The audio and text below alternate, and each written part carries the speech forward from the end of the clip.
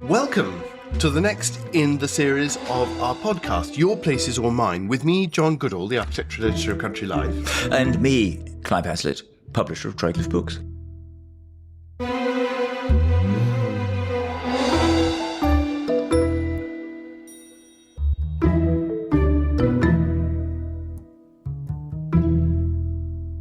And Clive, this week we thought that we would talk about a subject to do with the Cotswolds.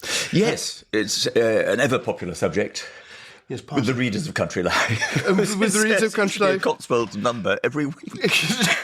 But I mean, also, it's just one of those places that for both people in Britain and abroad, it sort of seems to summarise rural Britain. I mean, it's fairly... Yes, it does. And I suppose it's a very recognisable brand, isn't it? It's like the Highland of Scotland. If you say Cotswolds, everybody has an idea of what it is. Although we should perhaps say what that idea is, in case you don't have an idea. I mean, it's a picture postcard quintessence of Englishness, isn't it? And I mean, of course, it can be rather irritating if you prefer some other part of the country that the Cotswolds keeps on trumping your own. But I mean, it is. There's no denying its loveliness. I mean, it's full of very, very pretty villages, all made of this marble of a variety, I suppose, of wonderful stone. But it's a limestone belt, isn't it? It's a limestone belt, and it gives that the stone gives it a great sense of unity and beauty because it's beautiful stone. But it is easy to work, so there's a lot of detail in these buildings, like hoods over the front doors and urns and unnecessary ornament, which is very beautiful. Though it is confusing because the limestone belt itself extends right up into Lincolnshire, and the Cotswolds itself is a group of hills, effectively, isn't it? It's a very distinctive landscape. Sort of in the middle of England, really, west of Oxford, northwest of Oxford, I would say. And it's defined, isn't it, by hills with very narrow combes or valleys, with and a sort of running across the top of the hills is a very open grassland, really, isn't it? I mean, it's yes, and the roads tend to go along the tops, don't they? And so you get these wonderful views, which is another thing that the Cotswolds are known for. And then they're sort of round hills, round-shouldered hills, aren't they? But very steep, in fact, aren't they? Running up and down, and the edge of the. I don't run up and down. You're carried. Your palanquin takes you. I'm like Humphrey Repton. I'm taken in a wheelbarrow. And there is the Cotswold escarpment where it kind of comes to an edge at its western end. I mean, it drops an astonishing distance, doesn't it? With this amazing view towards Cheltenham and the Severn Estuary, and you can see for miles and miles. It's absolutely wonderful. And there's one of the tallest fountains, water pressure fountains, is Stanway, isn't it? Which takes the water from the top of that escarpment. Yes. Down to the bottom, and it's enormous pressure. But that is new, isn't it? That is new, but I mean, it's a sort of... Well, I mean, not that there's... I mean, good thing. It's just rather amazing... I don't know whether that's a good thing or a bad thing, I don't know. But it just emphasises... It's a wonderful thing. And it emphasises the sheer height of that escarpment and the drama of it. But I mean, much of the Cotswolds, I associate it with sort of steep wooded hillsides and then this open landscape above. And the way that the villages sit in the landscape is often, it looks, they sort of stack up because they rise up hills in a very beautiful way. Not all of them, of course. And we're going to focus indeed on one village that doesn't really do that at all, does it? Yes, the quintessence of the Cotswolds, which is Chipping Campden. Indeed, of one end. I think people... Yes, it's right at one end. That is perfectly true. It's not in the middle of it. It's not. And I think it's quite funny that when you talk to people in the Cotswolds, they often emphasise the geographic distance or the time it takes to travel from one side to the other. So people in, I don't know, let's say near the Gloucester end, would talk about Chipping... Yes, Stroud, exactly. Stroud would talk about Chipping Campden as being, well over an hour's drive away, which for American listeners will be hilariously funny, but to us, parochial, individuals, it feels a long way. Yes. I mean, the world of Cotswolds, I think, refers to sheep. Is that right? No, it doesn't. Or does it refer to woods? I can't remember. But I mean, that's a Cots which refers to sheep. Perhaps they're sheep pens. which I should know, but I don't. But I mean, the important point is that in the Middle Ages, the prosperity of the Cotswolds is marginal land, but it's very good for sheep. Yes. And sheep and wool are the crucial foundation of the English economy, right until the early 17th century, indeed. And I think wold might be the same word as wield, so maybe it's about hill. Anyway, never mind. Anyway, I think speculating is dangerous. But I mean, that is from my fount of knowledge. And that is, so it's, the wealth of the wool trade is what makes this area very, very prosperous. And of course, it's not the finishing of wool initially; it's simply the growing of it and the export of wool to the marketplaces in the Low Countries and in northern France, where it's processed and turned into this this luxury, luxury product. But the climate of the Cotswolds and of England generally in the Middle Ages is perfect for the creation of this very high quality soft But they wool. got on to the finishing and the weaving and everything else to do with wool later on, didn't they? Because, for example, outside Stroud, there is the Golden Valley. Of course, golden, this stone of the Cotswolds, is often thought to be golden because in the late afternoon, well, that's exactly how it looks. It kind of radiates back the sun in some kind of way. But the Golden Valley was so called, I think, because of all the mills on it. And this was in the 18th century. And, of course, difficult to think of it as being a hive of industrial activity now, but it was then. I think that's exactly right. It's highly industrialised. It's a centre of uniform production, isn't it? Latterly, yes, that's true. In the First World War and the Second World War, it's very, very prosperous, and indeed that prosperity. This is really the area around Stroud. It falls off a cliff, doesn't it? The prosperity after the end of the Second World War, and that's very. I think it was to do with the rivers. They weren't fast flowing enough. They all went to places like the mills went to places like Derbyshire, where you had this fast flowing water which turned the water wheels as things got mechanised, and the Cotswolds couldn't do it, so it was completely left behind. I think also, I'm not an expert in this, but my understanding is I think that, early on in the Middle Ages and indeed into the 17th century, people are weaving wool, but they're not dyeing it or doing things like that. So that final stage in the preparation is not being done in the Cotswolds, but also that the people who organised this operation are they do become fantastically rich. I mean, they're buying up large quantities of wool and selling it. Initially, of course, in the Middle Ages, through staples, these places where there's a royal license to sell in Calais, principally, which is then English territory, of course. Well, one such person who became very rich in the 17th century was Baptist Hicks, who was very important in the development of the Cotswolds, who was the son of a moneylender. His mother was a moneylender, which sounds slightly mafioso. But I don't think he had any association with the Cotswolds until he bought Chipping Campden. But he did fantastically well, and he did particularly well from the fact that he was a mercer, i.e. he was dealing in cloth in the city of London at the time that Queen Elizabeth died, and James I, coming from Scotland, or James VI of Scotland, became also James I of England. And he came down with his impoverished Scottish court, with his impoverished Scots court, and they needed masses and masses of cloth to big it all up.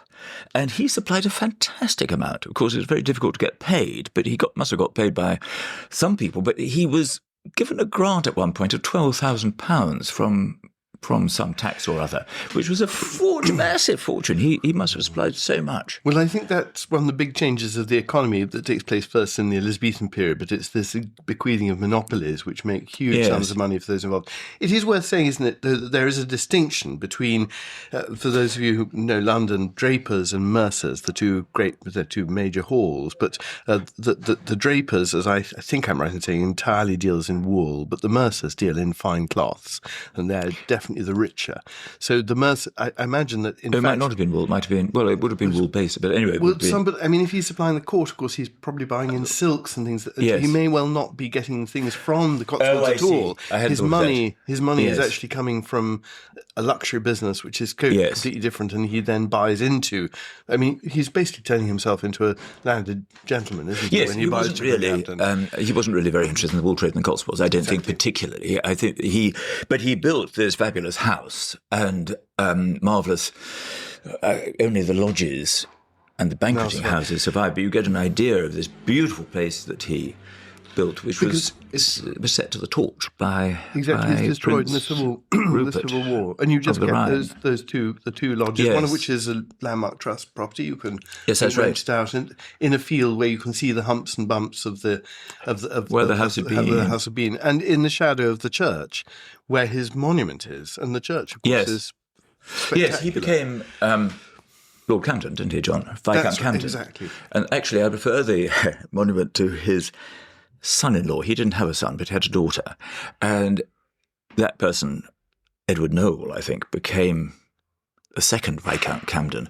And do you remember he's shown on the wall? And the first Lord Camden, the chap we were just talking about, has this wonderful tomb with columns standing on the floor of the church with an effigy of him and his wife. They're lying down. Right, yes, that's exactly. So there's another one on the wall, which is of the second Viscount, who was a cavalier, and it's rather bad luck that his house was burnt down by his own side. But anyway, that's a different matter. And he's with his wife, and they're sort of stepping out, and they're wrapped up in sheets, and he's holding her hand. It's rather a touching memorial to this marriage. We ought to describe just the village itself, shouldn't we? Yes. And don't let me forget the market hall, which was paid for by Baptist Hicks, I think. Yes, I mean, well, come on, Clive. You kick off as a description. I mean, it's a long. The main village street. It runs. It's very broad. It's essentially one street, isn't it, John? It is one street with high verges. It's one. Yes, exactly. And then you all in this golden stone, and then there is a market, a hall. Yes. Where the street widens in the middle, very close to the War Memorial as well. Yes, with a timber vault. Vault over it, yes.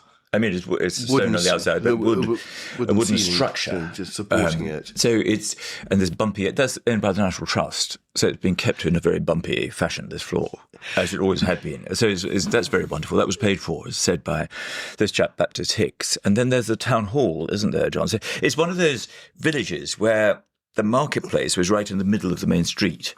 And so it's one street which then sort of bellies out.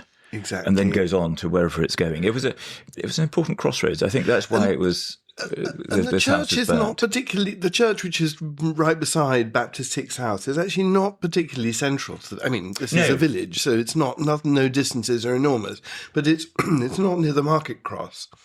Yes, that's true. It's the church has got one of these very characteristic towers, which you get a lot in the Cotswolds. These sort of square towers, very very tall and very massive. And it is worth saying, I think we think of the Cotswolds as quite correctly as this area with beautiful stone buildings. I think it is quite an interesting point to make that, in fact, in the Middle Ages, much more of this architecture is timber frame, and that many of these stone-built houses, if you look inside them, or some of them, they basically have these timber frame medieval buildings that have been encased and recreated as stone buildings, because much of the stone building is in fact late 16th, 17th and 18th century and subsequently. So, in fact, it's an area where the architecture has changed, I think, from being predominantly timber frame for domestic architecture to stone. But the churches, of course, have always been in stone, and there are some areas of the Cotswolds where you get this ironstone, which is used, so you get this darker stone and then lighter stone, and they use separately because the lighter stone it's the darker stone that carves better for details. And so places like Adderbury and Bloxham, you get the windows of churches made out of this darker ironstone, and then there's lighter stone in the walls. It's a really beautiful detail. Yeah. The light colour stone, when it comes out of the ground, is very, very soft because it's all damp. And so it carves rather like cheese. Amazing. It's actually very easy to carve, and so you get these delightful details on the houses as you walk. Quite not too much of them, but it gives great variety and charm because it was easy to do. It is a really beautiful. I mean, the village is really beautiful. It is undoubtedly marred by the sheer quantity of cars that are parked along the verges, and you do slightly have to imagine that. I mean, obviously, great convenience to those who actually happen to live there. Poundbury hadn't happened. But I mean, it's without the cars, you can sort of imagine how spacious it was, and there are places where the streets are so narrow that you could kind of see what it must have felt like. And there's a wonderful sort of loop as you come towards the church, and there's an almshouse, isn't there? If I'm getting that right, on one side of there's a rather wonderful country life photograph of 1940s of sheep being driven. Oh yes. Round well, the corner. Very typical, because I mean the thing about the Cotswolds is that they essentially went to sleep for 100 years in the 19th century. The 19th century more or less missed them out because industrial development was somewhere else, and there's no reason to be very excited about the Cotswolds. And it really depended on this rather old-fashioned agriculture. It wasn't even somewhere which was particularly attractive to what the Victorians called high farming, which was their sort of industrialised farming. Yes, because the steep sides of the valley and its poor soil and its marginal land. And in fact, when William Cobbett, pre-Victorian, William Cobbett was riding through in, say, the 1820s, he thought it was a wilderness. He couldn't see any point in it at all because it just didn't look as though it was a prosperous place and could ever be improved, So, that's really interesting. A very different view, when looked at through the eye of an agricultural improver. Anyway, there really wasn't much activity in the 19th century. It's interesting, isn't it? I mean, it is an area going right back in time that's particularly rich in Roman remains. I mean, Cirencester is a very important centre. I mean, again, here we touch on this problem of it being a very large area in some ways. Yes, we're going backwards now. Going backwards, yeah. But very briefly, of course, I mean, there are lots of important villas. Absolutely Roman villa central. Yeah. Wasn't it? I mean, I don't know if this is true of the whole of the Cotswolds, but they're about one every 2 miles. I mean, it was latticed with villas and the agricultural systems attached. And of course, these elevated positions they quite liked because the Romans wanted to place their villas so that they could look out over the landscape and also that these villas could be seen. That seems to have been, at least that is the sort of sites that they chose. And there are a lot of springs. I suppose that's another thing to say. They with all this limestone, the limestone tops of these rounded hills are permeable to water, and then the water goes down and it hits filtered clay, impervious clay, and there are spring lines. These springs pop out, and that's where the villas were built. You see them all at this level. Yes, I mean, it's fascinating. And that does also lead me on, needless to say, to the Middle Ages, where there are these major monastic sites at Cirencester, Evesham, and also Winchcombe. And this comes back into the point of the quality of the stone, is that these are places where there is architecture of an extraordinarily high quality. Think of Stoodley Castle, just beside Winchcombe Abbey. You can still see Winchcombe Abbey is completely destroyed. One of the major masons of the late Middle Ages, the builder of the designer of the divinity schools in Oxford is Richard Winchcombe from there. So anyway, John, I know it's painful, but we'll have to leave the Middle Ages. Move on from the Middle Ages. Back into the Middle Ages. So yes, indeed, let us go back to think about essentially this. We've got this area which is agricultural, which used to rely on wool, where there was this manufacturing industry in the 18th century, and then really it wasn't attractive from a sort of commercial point of view to the Victorians. And as a result, these villages survived because they weren't Victorianised, and the agriculture survived too. And it was very attractive to a group of people who thought this was wonderful for completely different, for idealistic reasons. And they could look back in time at a more patrician and making society. Well, I think particularly sort of handmade. It was still very agricultural. And is it also fair to say that there is also a really curious intersection with American interest in Britain? Because the Cotswolds are a part of the countryside that you naturally cross if you cross the Atlantic and if you're going to London and you arrive either in Liverpool or in Bristol, that it's part of the countryside that you're likely to travel through. Oh, yes, I hadn't thought of that. I suppose that would be true. I mean, of course, the people I was thinking of who came to the Cotswolds and thought it was marvellous were followers of William Morris, whose own house at Kelmscott wasn't actually in the Cotswolds, but it was that sort of thing. And on the edge, and he spoke of his old grey house on the river in very lyrical terms, Kelmscott Manor, and I think that was an inspiration to many people. But a lot of followers of Morris came because, one thing, it was cheap, but two, it was still agricultural, and that was wonderful. And so it and unspoiled in there. It was unspoiled. It hadn't been either in terms of what people were doing or how it looked. It hadn't been mucked up by the Industrial Revolution. So that was very, very appealing. And they were idealistic people who were nostalgic for a past which may or may not have existed, but they felt the spirit was there in the Cotswolds. But it was also very attractive to people who wanted to paint it, and so a gang of largely American illustrators and painters and writers, and they all pitched up at Broadway. That was a focus, and there was a wonderful, I've forgotten her name. Was it the wonderful American actress? Who has was it Manor Court or Court Farm? Was it Court Farm? I think Court Farm, which she turned into a bit of a country house, and Henry James very strongly advised her against it because this was one of these houses which was quite unchanged in the sense that it was dilapidated. And he said, "Poor dears, you'll freeze." Mrs. Navarro, she was called. That's exactly she might, right. I think that was her real name. She had a stage name. Anyway, she was called Mrs. Navarro. We are going to talk specifically about the sort of arts and crafts revival of Chipping Campden in the second part, but just one other thing before we end the first part that is really important to talk about with relation to Chipping Campden and Baptist Hicks. Yes. Are Robert Dover's Olympic Games. And yes, they actually come up again in part two. But anyway. So in the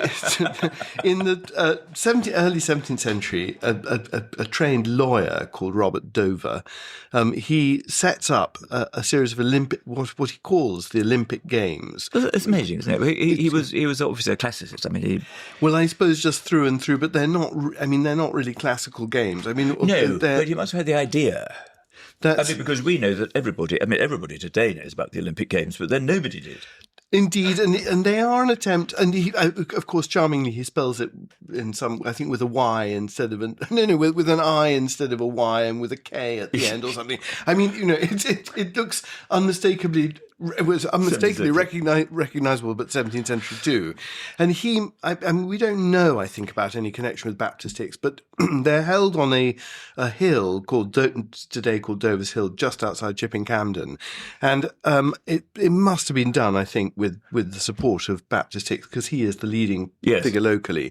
And they're basically lots of 17th century games. Is it the Olympic sport of cheese rolling?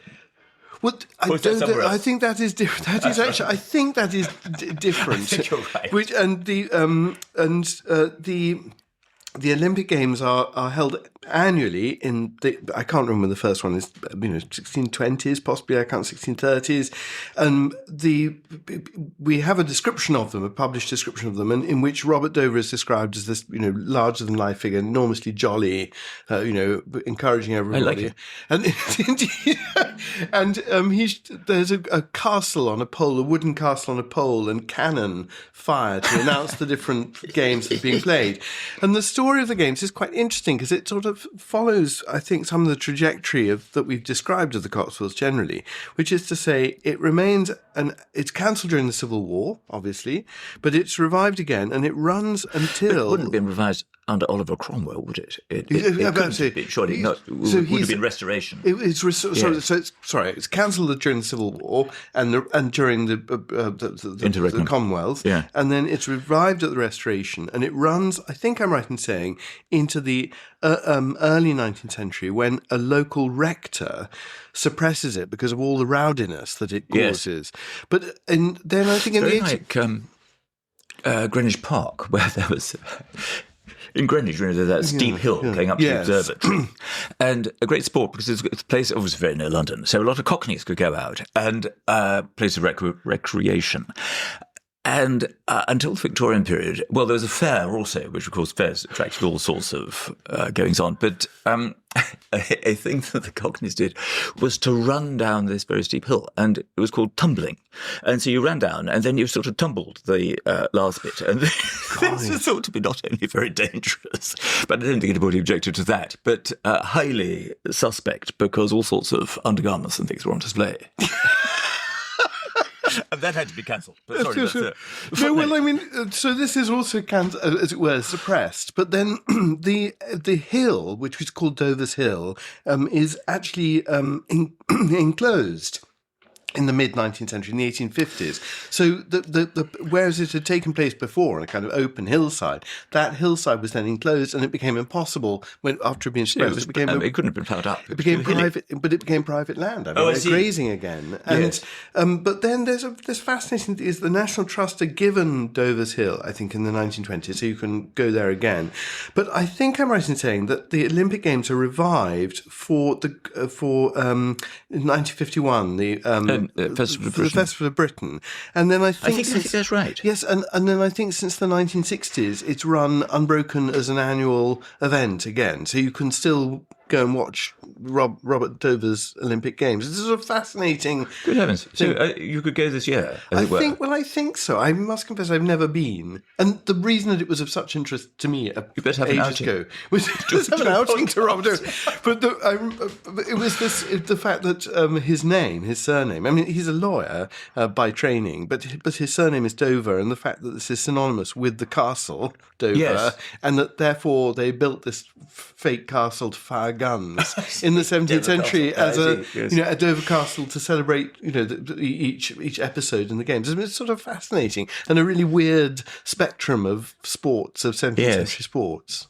But this becomes very germane to the second part of our podcast, So if that's not a cliffhanger, John, we will be with you again in a moment. Don't go away.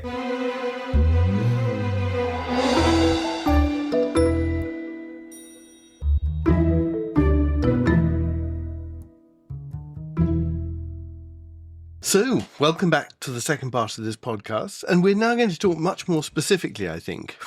We ranged rather widely, both in time and geography in the first part, but about Chipping Campden and its arts and crafts revival. So, Yes, well, it's true, the Cotswolds as a whole. I mentioned previously William Morris. William Morris, of course, the great craftsman and poet and a great celebrator of life who attracted many friends amongst the Pre-Raphaelite artists and so on. He discovered Kelmscott Manor and adored it. And he also said that Arlington Row, I think it was called, at Bybury, was the most beautiful village in England. And so, he had kind of given the Cotswolds his imprimatur, and a lot of arts and crafts followers of his were attracted because, as I think I mentioned, it's pretty cheap for one thing, but also it's very, very unspoilt and lovely. And they came in really quite large numbers. One of the early ones in 1893 was there were a couple of brothers called Ernest and Sidney Barnsley, and they had a friend called Ernest Jimpson who was really he was actually a bit more of a furniture maker, but they were a furniture designer. But they were also all making things as far as they could. And they left London and they went first to somewhere called Pinbury Park, which was owned by Lord Bathurst of Cirencester Park. They actually made it so nice that he thought he might like to have it himself. So they had to move off to somewhere called tiny little hamlet, really, called Sapperton. And they all built themselves what were called cottages. Actually, they were pretty large cottages, to be truthful. Jimpson had sort of family backing because his family came from Leicestershire. Actually, recently the National Trust has acquired this marvellous Stonywall cottage, Stonywell cottage. It's a sort of holiday cottage in... Yes, in Leicestershire. 10 years ago. In the Charnworth... Well, I mean, it's all relative. In the Chandler's Forest, and his brother had it, and they had some sort of industrial works. I've forgotten what exactly it made, but there was a certain amount of family money, just as Morris had a certain amount of family money, because you couldn't really do it otherwise, and it never made any money. To say, isn't it, that for both Jimson and for Morris, there's a very strong social dimension to this. I mean, they're both signed up communists. I mean, not socialists. Yes, well, that's true. Yes. And well, I don't know. I mean, there was also. I'm not quite sure. I expect what you say is true. I mean, it was based on a vision of England which was in the distant past, and of course, you could be a romantic Tory, but most of them were. Romantic socialist. Exactly. I don't think there is such a thing as a romantic socialist. But I mean, certainly for Jimson, you get that very. I mean, there's a strong sense. I mean, organising lectures for the. I mean, I may be. Yes, that is perfectly true, and it's rather austere. I was about to say, I feel it's a very austere, deliberately austere life. It's almost a sort of monastic path that they're treading, and they're all stuck in Sapperton, this particular group, and they rather fall out. Over something, and they're on no speaks for some time. So it's rather, that's difficult. But anyway, another thing which happened was that I think about 1902, C.R. Ashby, who's an extremely interesting figure, not a maker, an architect, really, but also a great proselytizer and a sort of socially progressive person. He was actually bisexual, as it happens, but he had formed something called the Guild of Handicraft. These guilds were very important to the arts and crafts movement. It was a sort of medieval idea that we could all be makers together. That's the dignity of making, that the handicraft bestowed character and significance on the objects that were made, didn't it? Yes, that's true. It was in opposition to the factory system, where the poor old people working in mills just turned out, they had no connection or ownership of the creativity of the things that they were making. Yeah. And the guild, added dignity to this whole thing. So anyway, he had this Guild of Handicraft, which was made up of people doing silver work and furniture making and stuff in the East End of London. And he led them, about 50, to Chipping Campden. They all descended on this very quiet, rural place. Village. Very beautiful, but, very stuck in its ways. And... London would have seemed a very, very long way off to people living in Chipping Campden. And suddenly all these people turned up, and you can imagine they caused some sort of excitement and consternation in the village. But Ashby, I mean, he builds the village hall.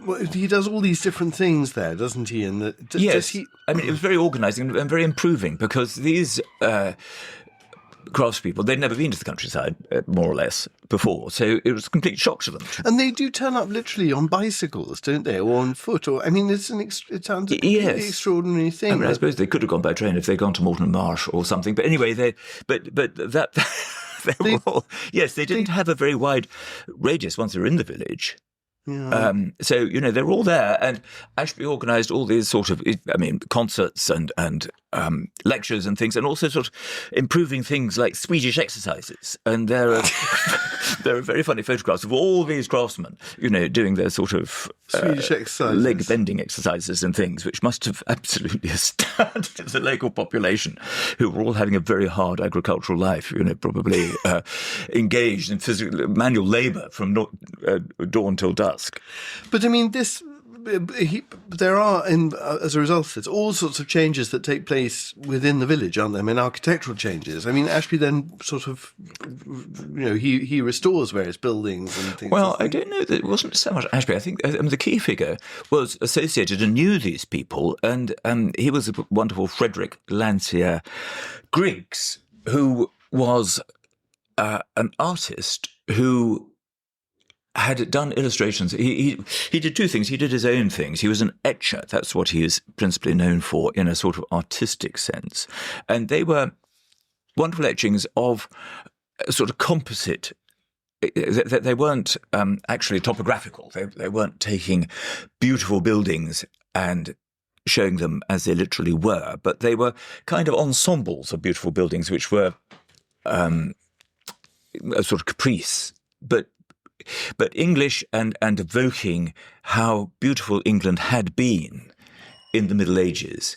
He converted to Catholic. I don't think he was originally a Catholic, but he became a Roman Catholic. And so again, he connected like Pugin. He had this slightly fanciful idea of the pre-Reformation role of the church in looking after everybody. And, from these very beautiful buildings that the church owned, it would spread its bounty across the land. This was a slightly fanciful idea, but very important to him. So those were his etchings, but he also did illustrations, and he did illustrations which were then turned into sort of woodcuts and published in books. And there was one series called Highways and Byways that he was commissioned to do, and he came, it's very unlikely because he didn't really approve of the internal combustion engine, but he came roaring into Chipping Campden on his motorised three-wheeler. And that was in 1903. So the Guild of Handicraft, who weren't actually there all that long time because it all slightly collapsed, although there was a silversmith who stayed and is still there. I think they're called Hart. That's amazing. Yeah, which is absolutely astounding. And, their studio has not changed very much. It's wonderful to go, and they still make some of the same designs. It's absolutely fantastic. But anyway, the year after the Guild of Handicraft had come, F.L. Griggs arrived, and he fell in love with the place. And he settled there eventually in somewhere called Dover's House, which I presume, I don't know whether that actually was Robert Dover's house, but it was a sort of big house on the high street. Yeah. And that was his ideal of beauty. And Griggs was, again, a bit like Pugin. He was someone who was not reluctant to fall out with people, and he often did. And so he took it upon himself, this newcomer, to tell everybody how they ought to do their buildings in Chipping Campden. And this didn't always make him very popular, but it did mean that Chipping Campden became the thing we know now. He did do various alterations on High Street and stuff.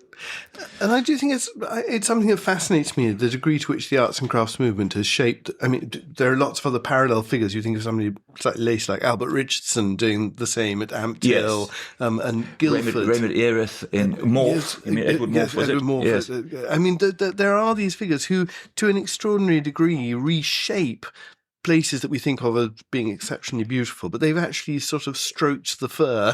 Yes, I think that's absolutely true. And they're often very strong-minded people who are champions of the place.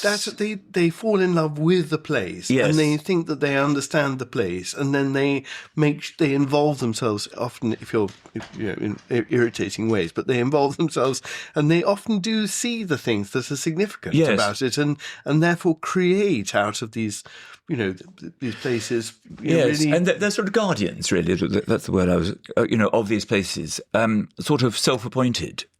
Really. Raymond Erith, the classical architect of a slightly later date, certainly saw himself in that light as regards Dedham, in sort of Constable country on the Essex-Suffolk border, which is very beautiful. In fact, it was so beautiful that it was attracting coachloads of people to come and visit it. And so he would, look out of his window from his office in the old post office, his wonderful room that was... because he needed to save money, it was papered with pages from the Times. Sort of went into back in colour. It was really... Anyway, he'd look out of the window and he'd see council workmen approaching to build a public convenience or something like that. And he'd rush out and sort of berate them and say, "You need a faculty for that." And they'd say, what is a faculty? And he'd say, "Well, you better go off and get one." Yes. And so they went off and, eventually he'd sort of defeat every attempt. Every attempt to modernise Dedham.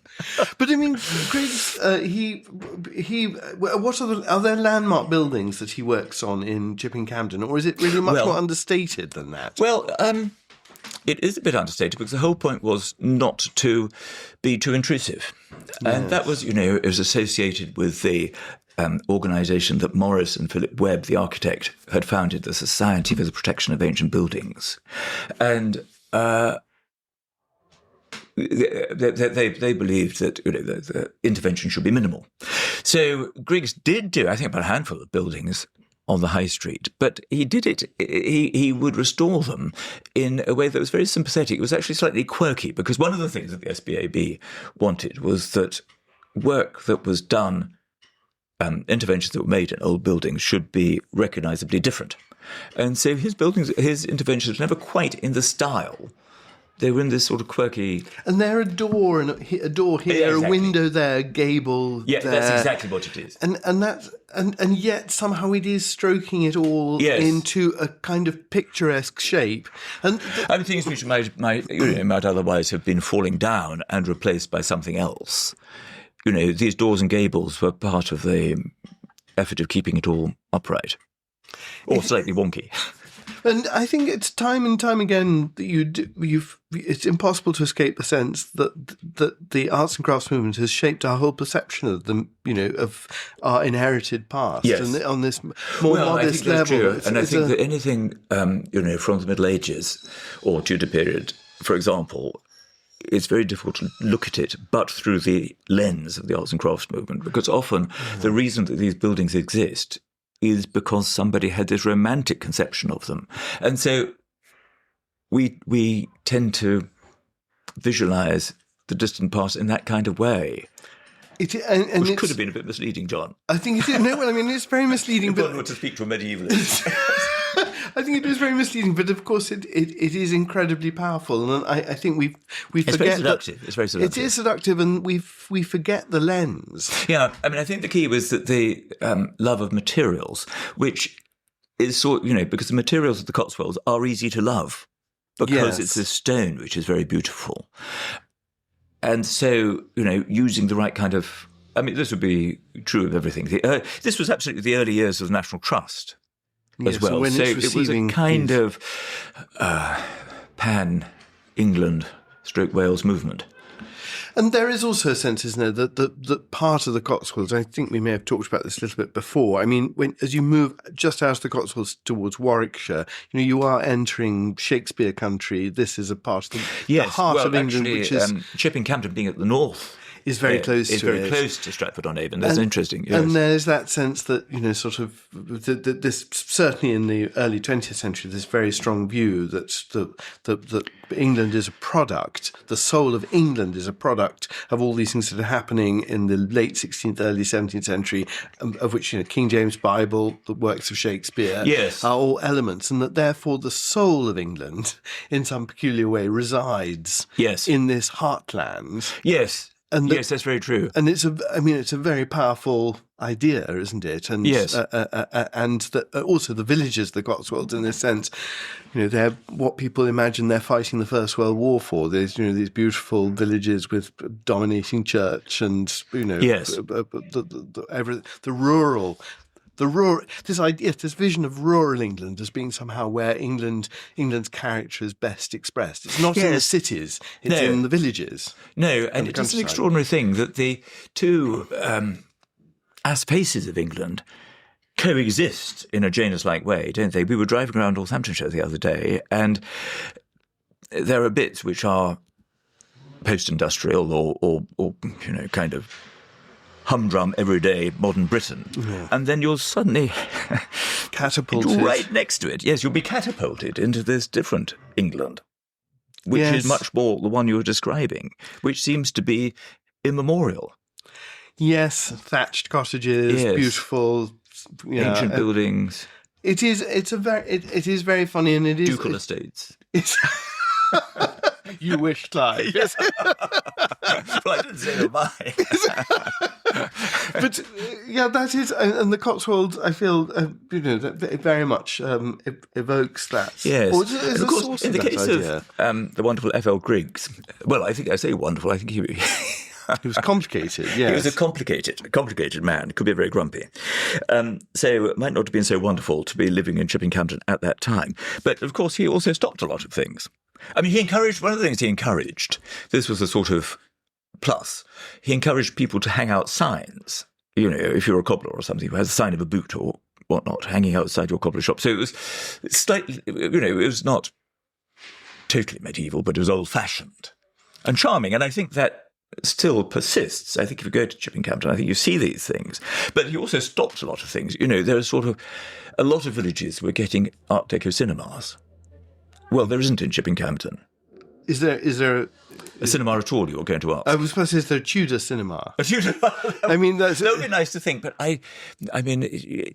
No, they're just, you think there was... well, the answer is I don't know, but I slightly suspect that the poor old people of Chipping-Campden had to go without the cinema, which would have been a shame if that was the case. You see, his idea of entertainment, which was literally true, was people, gathering around a creaky old harpsichord and singing glees or something. What's wrong with that? Just... no, tell me. No. I mean, you wouldn't want that to be the only form of entertainment. Or for those people who don't have harpsichords or like singing glees, you wouldn't want them to be compelled to do tone deaf. yes, quite. But that was very, very much his thing. And he lived in Dover's house. He had a friend who was a poet. I think he was called Whitfield, I think. And a younger friend, and he described it because he would buy these beautiful pieces of old furniture, not too many of them because he never had any money, and he would also he came to admire Jimson very much, whose furniture was arts, yes. The furniture maker whom we mentioned earlier, whose designs were arts and crafts, but very, very beautiful and highly finished. And so he had one or two exquisite pieces of those. But it was in a room where the sort of distemper was all stained with damp and the wallpaper was coming off the walls. So there's this beauty of a rather faded kind, which, or at least there were these beautiful things in a slightly decrepit surrounding. And that was Dover's house. And he was determined to move on. He married rather late in his life, relatively late. He was in his 40s, and he married this really beautiful girl who was 21, I think. Or maybe she was 21 years his junior, but she was very young, in her early 20s. And she left an account of meeting him, and she said there was this ugly man with a terrible smoker's cough. Quite why it was that she fell in love with him and got married, I don't know. But there must have been some charisma, which it's...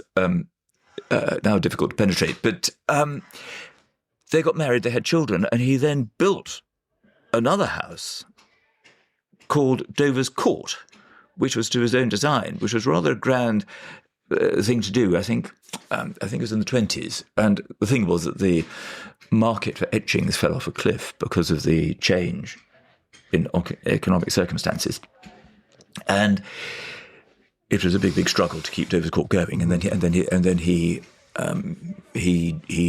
died. But he had done many other things too. One of which, and this was one of his great bust-ups. I mean, he was always having bust-ups. He founded the Chipping-Campden Society and fell out with that, and he also had this great drive to build a war memorial.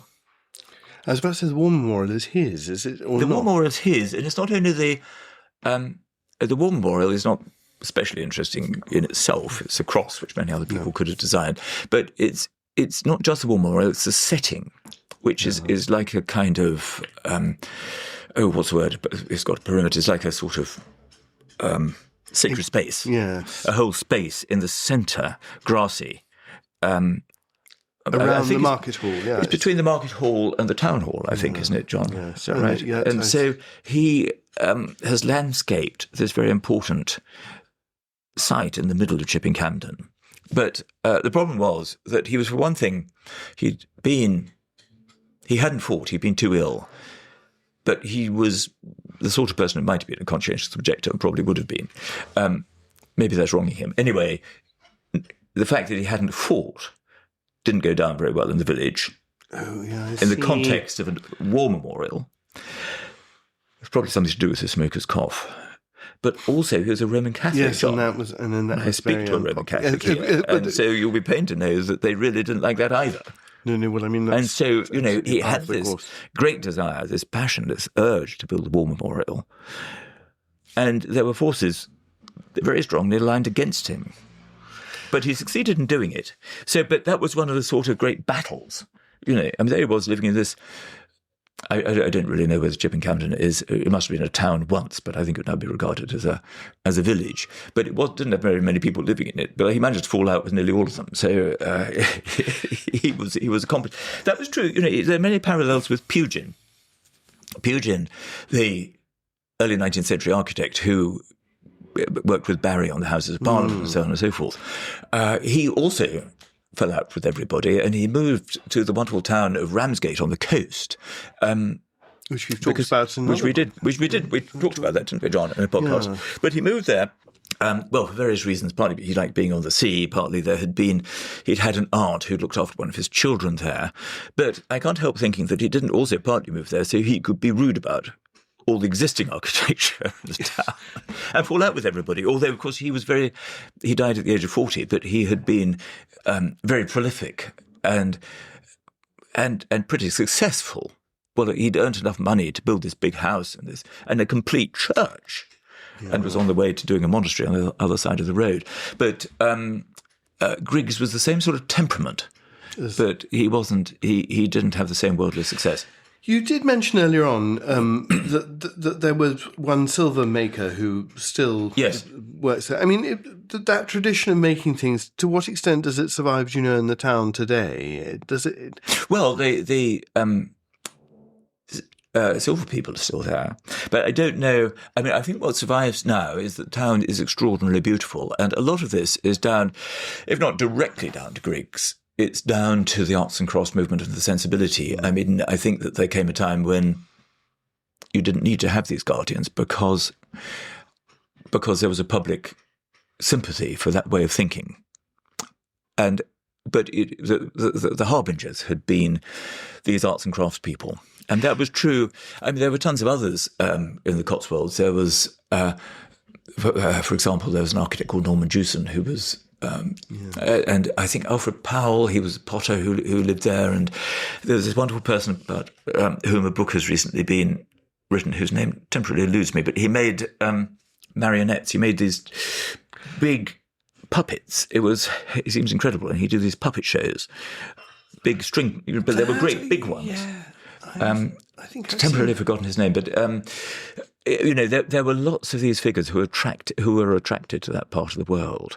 But there were probably others in To what extent do you think the different villages? I mean, this is slightly unfair because neither of us live there, but I mean, you do think of Broadway as having a predominantly American. I mean, again, lots of artists living there, but it's sort of more predominantly American flavour, perhaps, and the Lig and Arms and so forth. Well, I think that Broadway was always. Perhaps because of the boost it was given by this summer colony of artists, etc., which had an American flavour, it always did very well from tourism. Tourism became a bit of a curse. The owner of the Lig and Arms, his son was called Gordon Russell, who was well, he was a sort of slightly controversial figure in the arts and crafts movement because he actually made furniture that people could buy. The trouble with the arts and crafts movement, because it was all made by hand, it was extremely expensive. But Gordon Russell tried to slightly kind of reproduce it in industrial. Yeah, well, it wasn't really industrial. It wasn't really industrial. But in fact, these things are very beautiful. And he went on into the 50s, and indeed my parents bought some, and it was really beautiful stuff. But it was not strictly quite to the arts and crafts recipe, and so some people got rather cross with him because he'd been too successful. It's rather a typical thing. But his father had owned the Lig and Arms, which is a hotel in Broadway. A hotel, but and still continues, and it was a sort of magnet for people. No, I'm just sort of intrigued by the way in which these different centres in the Cotswolds, they do all still have a sort of artistic tradition. Cirencester would be the same today, but they do have very different characters, don't they? Yes, they do. And that's quite an interesting... Stroud as well, again, a different character, but again... Yes, in Detmar Blow, for example, the architect lived just outside. He built his house called Hills on the escarpment there with these fantastic views that you were talking about earlier, looking towards the Severn estuary. But what we should also say about F.L. Griggs was that although he didn't have any money, when anything was threatened, in Chipping Campden, and this makes him a hero, he would somehow find the means to buy it.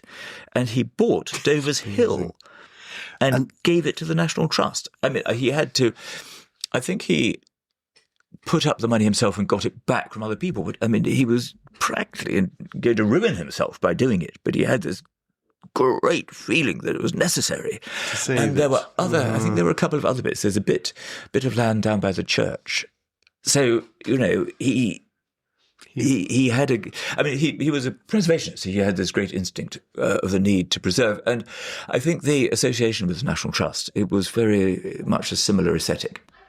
And it was the only way, on the world, and it was the philosophy. only, I mean, at that time, it was the only way that you could preserve a plot of land from development in perpetuity was by giving it to the trust. There is no protection at this date.